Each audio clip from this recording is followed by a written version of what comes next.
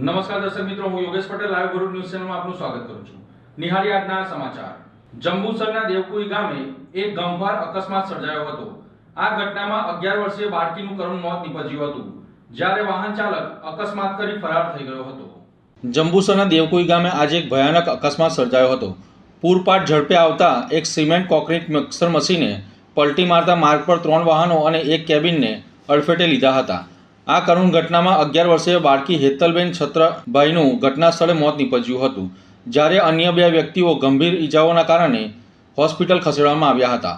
અકસ્માત એટલો ગંભીર હતો કે મિક્સર મશીનની ટક્કરે એક ટ્રેક્ટર, 2 બાઇક અને એક કેબિનને ભારે નુકસાન પહોંચ્યું હતું. ઘટના બાદ મિક્સર મશીનનો ડ્રાઈવર વાહન છોડીને ફરાર થઈ ગયો હતો. જંબુસર પોલીસે તાત્કાલિક ઘટના સ્થળે પહોંચી મૃતક બાળકીના મૃતદેહને પીએમ અર્થે જંબુસર સબ ડિસ્ટ્રિક્ટ હોસ્પિટલ ખાતે ખસેડ્યો હતો અને ફરાર ચાલક વિરુદ્ધ ગુનો નોંધી વધુ તપાસ હાથ ધરી છે. અંકલેશ્વર વાલિયા સ્ટેટ હાઈવેનો વિકાસ થઈ રહ્યો છે, તો બીજી તરફ પર્યાવરણનો વિનાશ પણ થઈ રહ્યો છે. નિહાળો વિશેષ અહેવાલ. ભર બપોરે કપાયેલા મહાવૃક્ષોના થડ અને વિખરાયેલા પાંદડાઓ આવનાર વિનાશ માટે ઘણું બધું કહી રહ્યા છે. વિકાસની આંધળી દોડમાં કુદરતનો ભોગ લેવાઈ રહ્યો છે.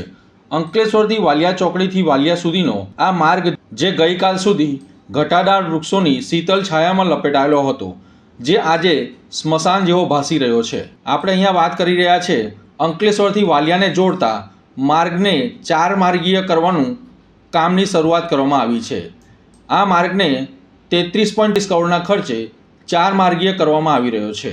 ત્યારે આ માર્ગ ઉપર 15 વર્ષ જૂના એવા સેંકડો ઘટાદાર વૃક્ષોનું નિકંદન કરવામાં આવી રહ્યું છે, જે વૃક્ષોએ વર્ષો સુધી ઓક્સિજન આપ્યો અને વટે માર્ગોને છાંયડો આપ્યો છે. તેમને વિકાસના નામે કટર મશીનો દ્વારા આ વૃક્ષોને જમીનદોસ્ત કરી દીધા છે. સવાલ અહીંયા એ થાય છે કે શું આ હજારો વૃક્ષોની હત્યા કરતા પહેલાં વન વિભાગની વિધિવત મંજૂરી લેવાય છે કે પછી કાગળ પરની મંજૂરીઓ વચ્ચે જીવંત પર્યાવરણની બલી ચડી દેવાય છે? તંત્રના આ અંધેર વહીવટ સામે પર્યાવરણ પ્રેમીઓમાં પણ રોષ જોવા મળી રહ્યો છે. નિયમ મુજબ જેટલા વૃક્ષો કપાય તેનાથી બમણા વૃક્ષો વાવવાની વાતો તો કાગળ પર જ બહુ સારી લાગે છે, પણ શું ખરેખર આ નવા વૃક્ષો અહીંયા વવાશે? 15 વર્ષ જૂના વટવૃક્ષની ખોટ શું નવા રોપાઓ પૂરી કરી શકાશે? રોડ તો પહોળા થશે, પણ વધતી જતી ગરમી અને પ્રદૂષણ સામે રક્ષણ કોણ આપશે? યાદ રાખજો, આ રસ્તો આપણને મંજિલ સુધી તો લઈ જશે, પણ જો પર્યાવરણ જ નહીં બચે તો એ મંજિલ પર જીવવા જેવી હવા પણ બાકી નહીં હોય. વિકાસના નામે વિનાશ નોતરવાનું હવે બંધ કરો, નહીં તો આવનારો સમય પર્યાવરણ વગર તમારા માટે વિનાશનું કારણ બનશે. ભરૂચમાં બીએનએસ ગ્રુપ અને નવનિર્માણ સંઘના સંયુક્ત સહયોગથી રક્તદાન શિબિરનું આયોજન કરવામાં આવ્યું હતું. ભરૂચ ખાતે બીએનએસ ગ્રુપ અને નવનિર્માણ સંઘ દ્વારા સંયુક્ત સહયોગથી જ્યોતિનગર સ્થિત મહાદેવ મંદિર ખાતે રક્તદાન શિબિરનું આયોજન કરવામાં આવ્યું હતું. 23 માર્ચને બલિદાન દિન તરીકે ઉજવવામાં આવે છે. આ નિમિત્તે રક્તદાન શિબિરનું આયોજન કરવામાં આવ્યું હતું, જે દિવસે આપણા દેશ માટે શહીદ થયેલા ભગતસિંહ, રાજગુરુ અને સુખદેવને યાદ કરવામાં આવ્યા હતા.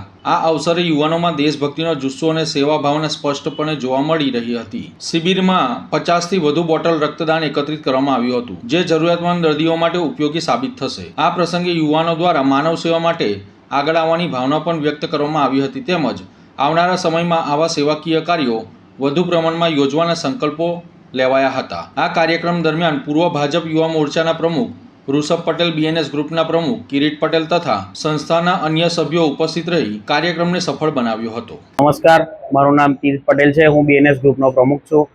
આવતીકાલે તારીખ 23 માર્ચ શહીદ દિવસ, જે ભગતસિંહ, રાજગુરુ અને સુખદેવજીના બલિદાનનો દિવસ તરીકે ઉજવવામાં આવે છે, જે સંદર્ભે આજ રોજ ભરૂચ નવનિર્માણ સંઘ દ્વારા રક્તદાન શિબિરનું આયોજન કરેલ છે, જેમાં 50થી વધુ રક્તદાતાઓએ રક્તદાન કરેલ છે અને હજુ વધારે રક્તદાન થાય એવી આશા અમે રાખીએ છીએ. અને આ ઉપરાંત આખા વર્ષ દરમિયાન બીએનએસ ગ્રુપ ઘણા બધા સેવાકીય કાર્યો કરે છે, જેમાં દિવાળી સમયે હેપીનેસ કીટનું વિતરણ છે, નાના બાળકો માટે નોટબુક વિતરણ છે અને પક્ષી બચાવો અભિયાન છે, અને ઘણા બધા બ્લડ ડોનેશન કેમ્પ અમે વર્ષ દરમિયાન કરી રહ્યા છે. ભરૂચ એસટી નિગમ દ્વારા વાગરા અને દહેજથી અમદાવાદ રૂટની નવીન બસોનું લોકાર્પણ કરવામાં આવ્યું હતું. ભરૂચમાં મુસાફરોની સુખાકારીને સલામતી માટે પ્રતિબદ્ધ ગુજરાત રાજ્ય માર્ગ વાહન વ્યવહાર નિગમ દ્વારા ભરૂચ વિભાગને નવીનતમ બસોની ફાળવણી કરવામાં આવી છે. ભરૂચ ડેપો દ્વારા સંચાલિત વાગરા અમદાવાદ અને દહેજ અમદાવાદ રૂટ માટે આપવામાં આવેલી આ આધુનિક બસોનું ભવ્ય લોકાર્પણ કરવામાં આવ્યું હતું. આ લોકાર્પણ પ્રસંગે વાગરાના ધારાસભ્ય અરુણસિંહ રાણા તેમજ જિલ્લા ભાજપ પ્રમુખ પ્રકાશ મોદી વિશેષ ઉપસ્થિત રહ્યા હતા. મહાનુભાવો દ્વારા લીલી ઝંડી બતાવી નવી બસોને પ્રસ્થાન કરવામાં આવ્યું હતું. આ કાર્યક્રમમાં ભરૂચ એસટી વિભાગના નિયામક સંજય જોશી, સ્થાનિક આગેવાનો, એસટી કર્મચારીઓ અને જનતા મુસાફર મોટી સંખ્યામાં ઉપસ્થિત રહી હતી. ઉપસ્થિત લોકોએ મુસાફરી સુવિધામાં થઈ રહેલા વધારા અંગે આનંદ વ્યક્ત કર્યો હતો. વાગરા અને દહેજ જેવા મહત્વપૂર્ણ ઔદ્યોગિક વિસ્તારોને રાજ્યના મુખ્ય શહેર અમદાવાદ સાથે સીધો જોડતી આ નવી બસ સેવા ઉદ્યોગ જગત માટે જોડાયેલા કર્મચારીઓ તેમજ સામાન્ય નાગરિકો માટે લાભદાયી સાબિત થશે. નવી બસોમાં આરામદાયક બેઠક વ્યવસ્થા અને આધુનિક એન્જિન સિસ્ટમ ઉપલબ્ધ હોવાથી મુસાફરી વધુ સુખદ અને ઝડપી બનશે. આ પ્રસંગે ધારાસભ્ય અરુણસિંહ રાણાએ જણાવ્યું હતું કે છેવાડાના માનવી સુધી પરિવહન સેવા પહોંચે અને ઔદ્યોગિક વિસ્તારોના અંદર કનેક્ટિવિટી વધે તે માટે સરકારની પ્રાથમિકતા છે અને તેના લીધે આ બસોની સેવા શરૂ કરવામાં આવી છે.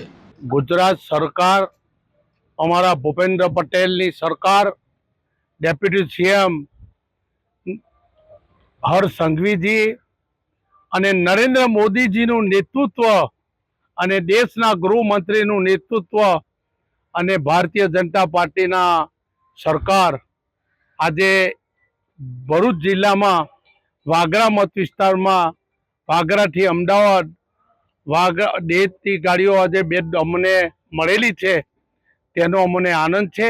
મારા ભરૂચ જિલ્લાને 17 ગાડી મળી છે અને હજુ પણ જેટલી ગાડી જોઈતી હશે એ અમારી સરકાર આપવા કટિબદ્ધ છે.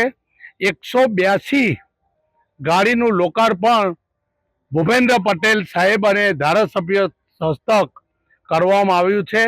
આનંદ અને અમને લાગણી છે કે વિકાસ એટલે ભારતીય જનતા પાર્ટી, વિકાસ એટલે અમારા ભૂપેન્દ્ર પટેલ અને નરેન્દ્ર મોદીની ડબલ એન્જિનની સરકાર જે રીતથી ચાલી રહેલી છે તે રીતથી આજે ગુજરાત વિકાસમાં અગ્રેસર છે. ગુજરાતના આદરણીય મુખ્યમંત્રી શ્રી ભૂપેન્દ્રભાઈ પટેલ કે જેઓએ ગુજરાતના 182 ધારાસભ્ય દીઠ 182 તદ્દન નવી અને જીપીએસ સિસ્ટમ સાથેની એસટી બસ અર્પણ કરેલી છે. અને આ એસટી બસ અગાઉ જે 52 સીટની હતી એ અત્યારે 46 સીટની કરેલી છે. એટલે સ્પેશિયસ છે. મોટી વ્યક્તિ હોય તો એને પણ બેસવા માટે કોઈ તકલીફ ના પડે અને પૂરતી જગ્યા સાથેની આ નવી બસ જે અર્પણ કરેલી છે એ ખૂબ જ સુવિધાજનક છે.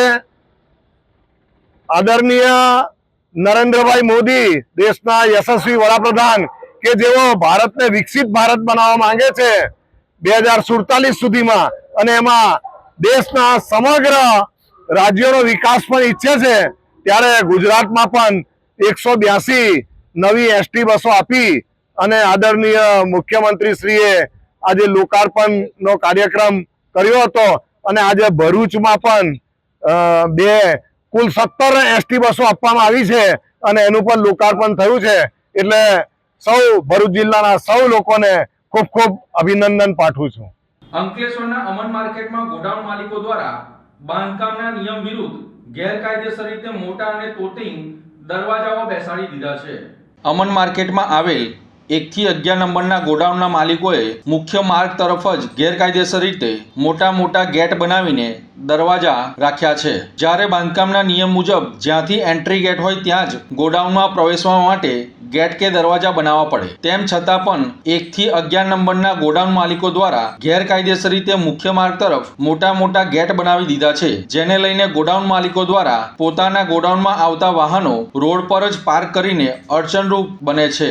નેશનલ હાઈવેથી કાપોદ્રા ગામ જવાના માર્ગ માટે આ મુખ્ય માર્ગ છે, જ્યારે અમન માર્કેટમાં પણ જવા માટે આ મુખ્ય માર્ગનો ઉપયોગ કરવામાં આવે છે. મુખ્ય માર્ગથી અમન માર્કેટમાં પ્રવેશવા માટે એક જ એન્ટ્રી આપવામાં આવી છે. જેથી આ મુખ્ય માર્ગ પરથી અવરજવર કરતા વાહન ચાલકોને ગેરકાયદેસર રીતે ગોડાઉન માલિકો દ્વારા વાહનો પાર્ક કરીને વાહન ચાલકોને અડચણ ઊભી કરી રહ્યા છે. અમન માર્કેટમાં આવેલ 1 થી 11 નંબરના ગોડાઉન માલિકોએ જે ગેરકાયદેસર રીતે ગોડાઉનમાં પ્રવેશ કરવા માટે મોટા અને તોતિંગ ગેટ બનાવી દીધા છે, તેને લઈને આવનાર સમયમાં અંકલેશ્વર મામલતદાર તથા બવડા વિભાગને ફરિયાદ કરવામાં આવનાર છે. તમામ ગેરકાયદેસર બનાવી દીધેલા ગેટને તંત્ર દ્વારા હટાવીને નિયમ મુજબના ગેટ કે દરવાજા ઊભા કરવા માટે જરૂરી કામગીરી અધિકારીઓ દ્વારા આવનાર સમયમાં કરવામાં આવનાર છે, જેથી અમન માર્કેટમાં આવેલ 1 થી 11 નંબરના ગોડાઉન માલિકોએ આ નિયમોની ખાસ નોંધ લેવી જરૂરી છે. અમન માર્કેટના બેફામ બનેલા ભંગારીયાઓ દ્વારા ગૌચરની જમીન ઉપર ગેરકાયદેસર રીતે કબજો જમાવીને ગૌચરની જમીન પર કેમિકલયુક્ત કચરાનો નિકાલ કરી રહ્યા છે.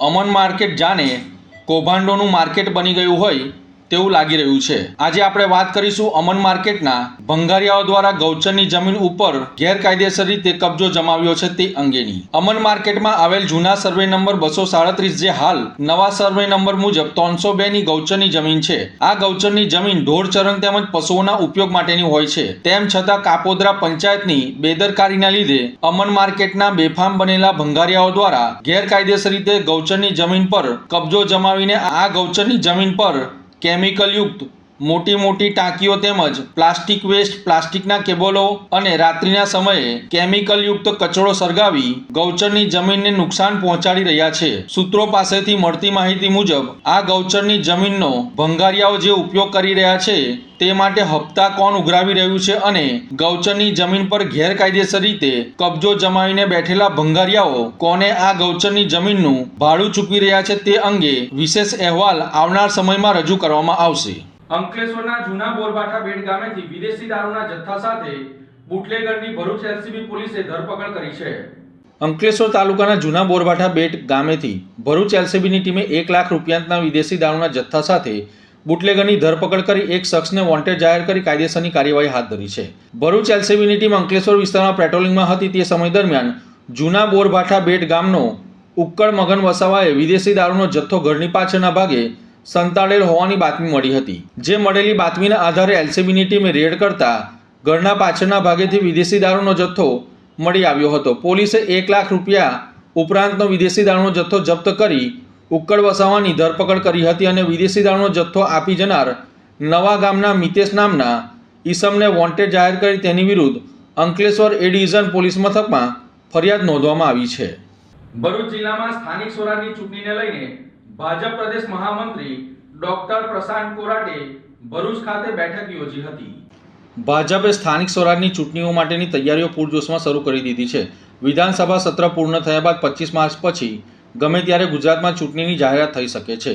ભરૂચ ડિસ્ટ્રિક્ટ બેંક ખાતે ભાજપ પ્રદેશ મહામંત્રી ડોક્ટર પ્રશાંત કોરાટની અધ્યક્ષતામાં જિલ્લા પ્રભારી પરાક્રમસિંહ જાડેજાની ઉપસ્થિતિમાં શનિવારે સાંજે અગત્યની બેઠક યોજાઈ હતી. ભરૂચ જિલ્લામાં આગામી સ્થાનિક સ્વરાજની ચૂંટણીમાં ભાજપને ભવ્યથી ભવ્ય વિજય અપાવવા પ્રદેશ મહામંત્રી ડોક્ટર પ્રશાંત કોરાટે બેઠકમાં માર્ગદર્શન આપ્યું હતું, જે માટે પરીક્ષણ કરવા માટે કામે લાગી જવા હાકલ કરી હતી. બેઠકમાં જિલ્લા ભાજપ પ્રમુખ પ્રકાશ મોદી, જિલ્લા ભાજપના પદાધિકારીઓ, ધારાસભ્યો, વિવિધ મોરચાના હોદ્દેદારો તથા કાર્યકરો ઉપસ્થિત રહ્યા હતા, જેમાં આગામી સ્થાનિક સ્વરાજની ચૂંટણી તેમજ સંગઠનના વિવિધ કાર્યક્રમો અંગે સૌને માર્ગદર્શન પૂરું પાડવામાં આવ્યું હતું. તો આ હતા આજના સમાચાર. નવી ઘટનાઓ સાથે ફરી મળીશું.